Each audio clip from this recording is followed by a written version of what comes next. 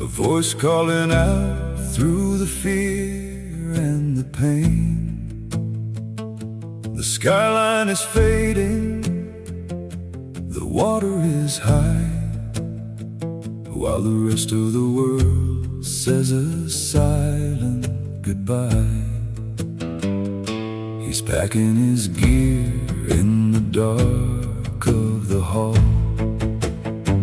kissing the sleeping face, answering the call.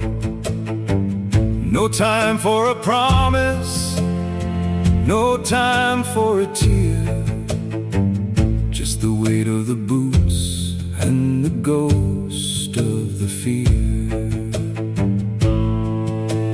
300 miles from his own front door, sleeping on concrete on a high school floor. The clock doesn't matter when the world's gone gray. He's chasing the light at the edge of the day.